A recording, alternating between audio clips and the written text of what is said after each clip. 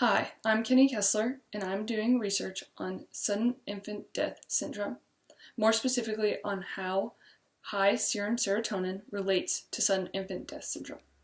From here on out, I'll be referring to sudden infant death syndrome as SIDS. Why did I choose SIDS? First, it personally has impacted my life. In 1993, Cassandra Ray was born into my family. 4 months later, her life was taken in unexplained ways, and she was diagnosed with SIDS. Which leads me to the definition of SIDS. SIDS is a sudden, unexpected, and unexplained death of an infant that has undergone autopsy by medical professionals. What this means is that their bodies have been opened up, their organs have been looked into, and every way to explain their death, there's nothing in result. This has been a problem in our world for over 2,000 years. In the Hebrew Bible, Kings 3:19, you even see mention of this disease. And to this day, there's still no explanation. In the United States, for 2,000 years, infants under the age of 1's lives this has been a leading cause of their lives being taken. In this graph, you can see the trend of SIDS-related deaths in the United States from the 1980s to 2009.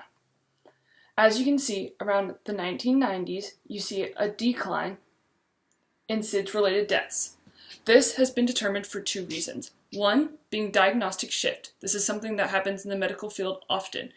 Cases and diseases have different parameters that allow kids to be diagnosed with SIDS. So around 1990s, scientists changed the parameters that an infant must have to be diagnosed with SIDS. And the second main reason, and the biggest reason, is because of the Back to Sleep campaign, which is something I'll be mentioning and talking about later. What is known? There's not a lot known about SIDS. As I've said, it's unexpected and unexplained. We don't really even know what causes it.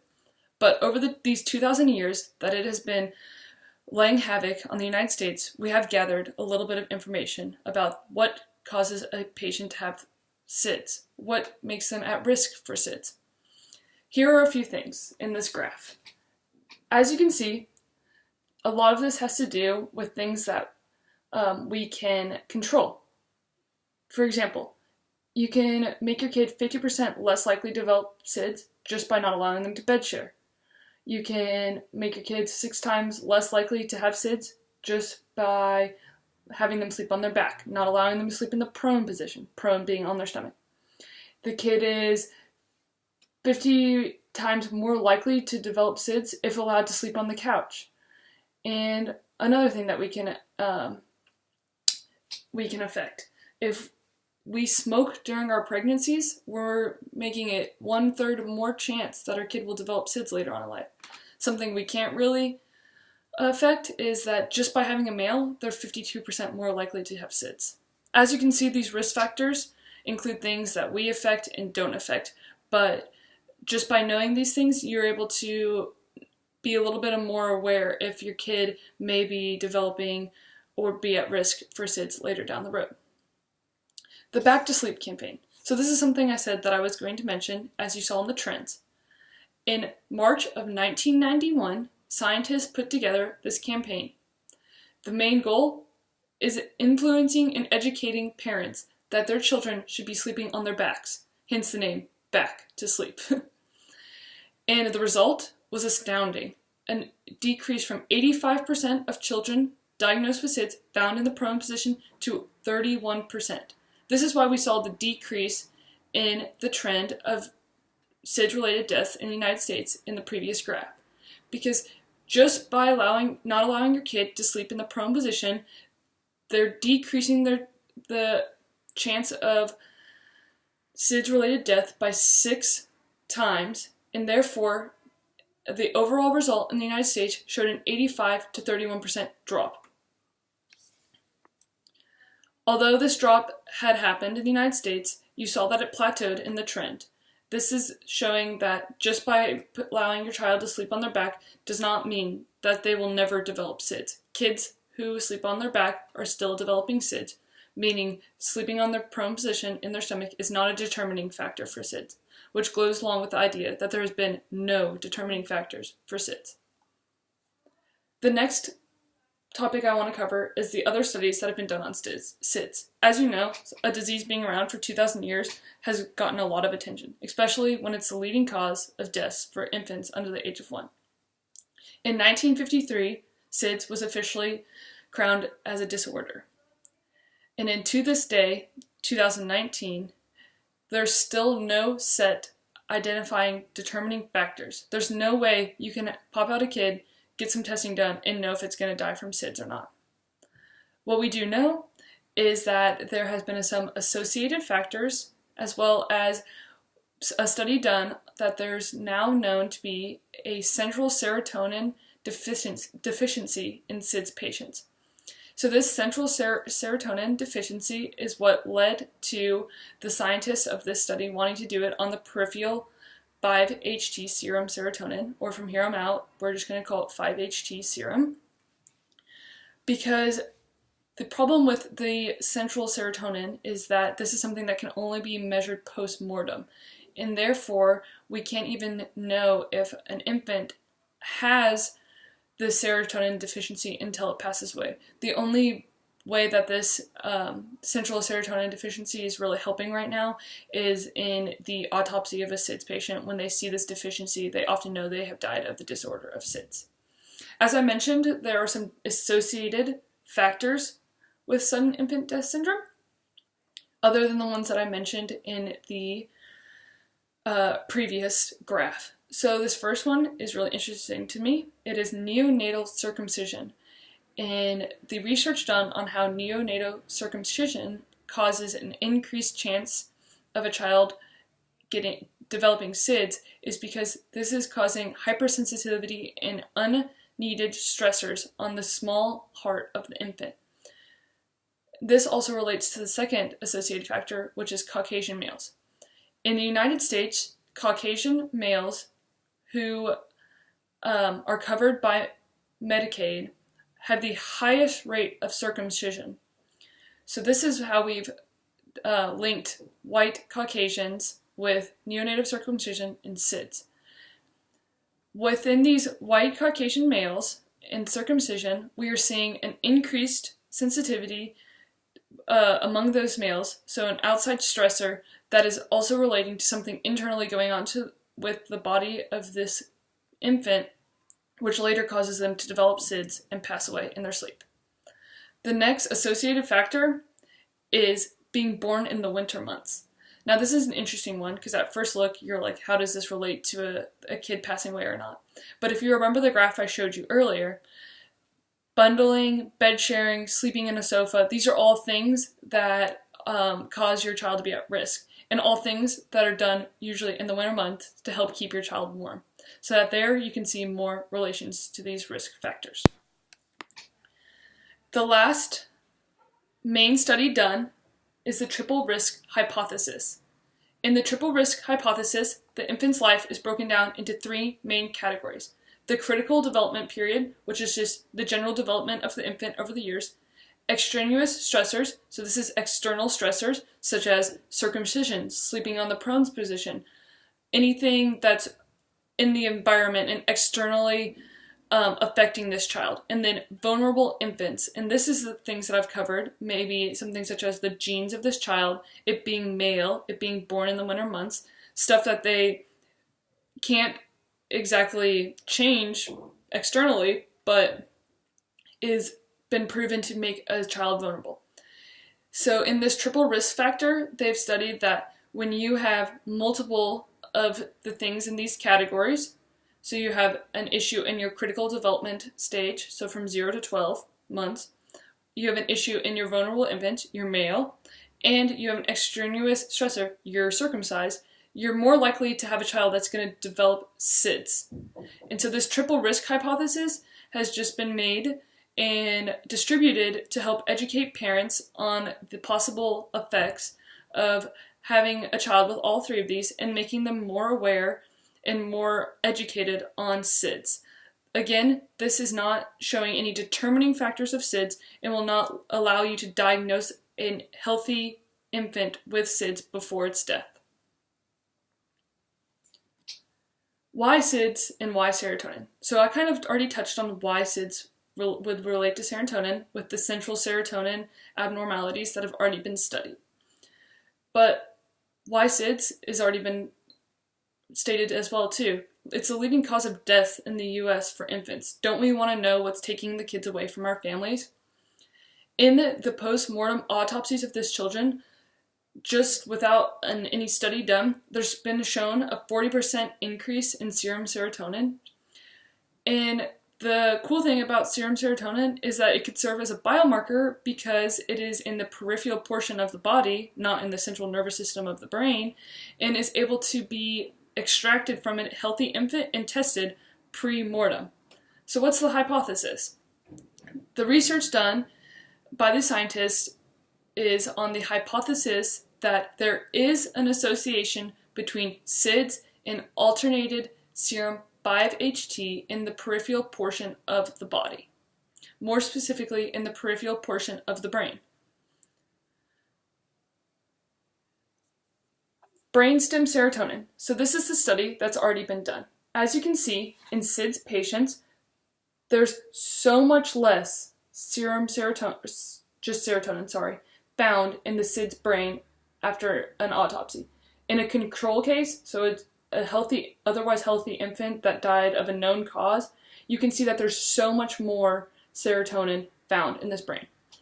Why this could be an issue is because of the job role of serotonin. The role of serotonin is to coordinate breathing and blood pressure, as well as regulating CO2 and body temperature of a child while they're sleeping. As you can see, this would cause an issue when you don't have very much of it. How are you going to regulate your breathing when you're sleeping in an infant when you don't even have the proper chemicals to do so? Peripheral serotonin. So peripheral serotonin is what we're studying in this research.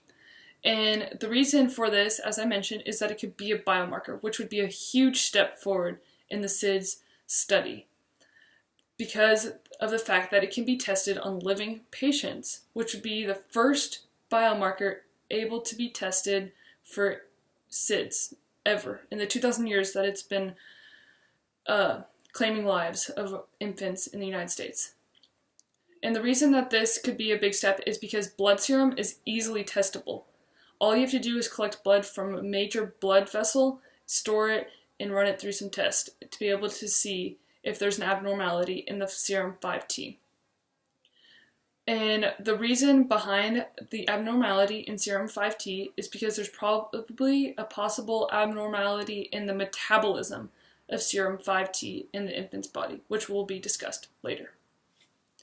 How is this research being done? 61 SIDS infants are taken and compared with 15 control infants. These controlled infants are otherwise healthy infants who later died, and through autopsy, their deaths were able to be categorized and known, so it's otherwise not unexplained. Upon the death of these infants in the study, blood was taken from their large blood vessels and then stored into a BD-SST serum separator, which is just another way of collecting this blood and then sealing it in a way that outside influences cannot be getting into this blood. And then the blood is stored at negative 80 degrees Celsius, which is a known temperature to keep the blood at and also allow it to separate. Once it was separated, it was run through two different tests. The ELISA, which is actually stands for enzyme-linked immunosuppressant assay, which is just a way of measuring different levels of substances in blood serum. And then it was also run through the high-performance liquid chromatology, or the HPLC, which is also another high-tech way of separating the blood and measuring different levels of this blood.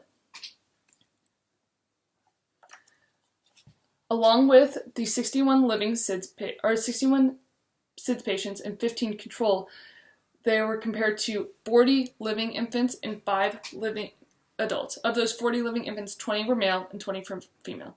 The living serum was just taken to see a comparative result of what serum 5T levels are in living healthy infants and living healthy adults. Also, the 5-HTT-LPR gene was genotyped and separated to see if there's any association between the abnormality in that gene and SIDS. In this table, you see the breakdown of the 61 SIDS patients and 15 control and different characteristics that may have caused an influence or an outside influence to change the result. And in this, they took pre-gestational age, post-mortem time, different factors that you would think might influence the results, and tested them, and all of them came back as having non-statistical effects on this. So this is just covering the basis that outside influences have caused these results. In the results, you can see these 4 graphs. These bottom 2 are less important. These are just showing those outside influences that were tested in the table really have no effect on the results. These first 2 are what are more important. As you can see in graph A, the controls in both tests are way lower than the SIDS patients. This goes along with the hypothesis that serum 5T levels in SIDS patients are increased. In the ELISA testing, we saw that controls were testing about 91 Hg per milliliter, and in the SIDS patients, 177 Hg per milliliter. This is about a 95% increase. So through this testing, we see that there not only is an increase in serum 5T levels, but a substantial increase in serum 5-HT levels. The HPLC is just going along with this ELISA to show that in 2 different tests we're seeing the same result, and that's what graph B is showing, that these results are lining up with each other and very even. So not only did they cover the basis with 1 test, they covered it with 2. For the genotyping, they took the high 5T levels, and to be classified as a high 5T level, the serum serotonin of that case had to be 2 standard deviations higher than the mean control 5T levels. So in this, you can see a breakdown. And if you look at it immediately, you think, wow, the 5-HTT-LPR genotype gene has an association of SIDS in the LL gene. Once some further research was done and looked at, there's actually no significant difference between any of these genotypes and developing SIDS. So this graph is a little bit misleading in the fact that you would think that the LL gene is related to SIDS, but in fact it's not. The conclusions. There are a lot of conclusions from this data. The first being that there is an elevation in serum 5T, and that there is an elevation in the serum 5T, which means that there could be a blood biomarker for SIDS disorder. This would be a huge step forward because to this day, there's no way to measure or tell if a child will develop SIDS. And by being able to measure peripheral 5T serum, we'd be able to finally have a way to tell parents if their kid's gonna have SIDS or not. As a result of the study, there was found that 31% of the SIDS cases had at least 2 standard deviations higher than the controls. So not only is the 5T serum elevated in these SIDS patients, but it is significantly elevated. And knowing this and then combining it with our previous knowledge on the brainstem serotonin evidence abnormality, we are able to suggest that serum serotonin and serotonin has some kind of relationship with an infant later developing SIDS. More on the conclusion. Being able to distinguish that an infant is more vulnerable to SIDS would be a big step, and being able to measure their blood serum and know right away from birth that this kid might develop SIDS later in its life would be a big step as well. Because once we find out that they might develop SIDS, then we can change these extraneous factors and not add risk to this child's life and see if this helps keep this child alive and to see its first birthday. Just like any other disease, being able to determine a determining factor that causes the disease will help for the next step of finding a way to prevent the disease. And also in the conclusion, we found out that the way to measure this 5-HT serum is by following the platelets up the bloodstream into the 5-HT transporter, where these platelets are stored in granules, and it's we're easily able to extract these granules and test the 5-HT levels, and that is how we'd be able to test them in an infant with pre-mortem. More on the conclusion. So, as I discussed in the table, we saw that there is no association between any type of gene in the 5-HTT LPR genotype and the LL genotype. The data might be a little misleading, which I'll cover in the critique on the reasoning behind that, but there's still no genetic difference that is causing a kid to have SIDS. Another issue is that the cause of the elevation of this serum 5T is unknown to this day.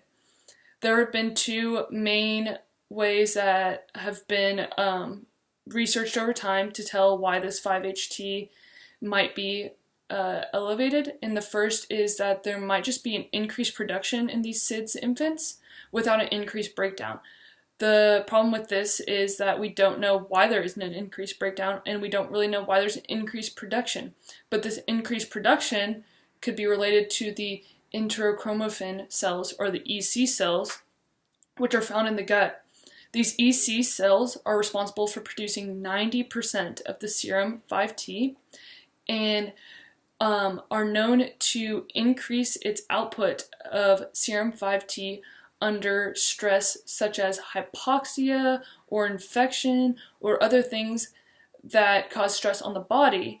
And so these SIDS infants may be having some kind of infection or something that's untraceable that is causing the EC cells to produce more serum 5T without an increase in the breakdown of the serum 5T. The issue with this is that there's not been enough research done on the EC cells and the increased production to be able to say that this is why we are seeing an increase in the serum 5T. The critique. Overall, I really liked this research, and I thought that it was very educational and helpful in the ongoing research of SIDS. The biggest issue, though, that I have is that to this day, there's no 5-HT serum levels of living, healthy infants known.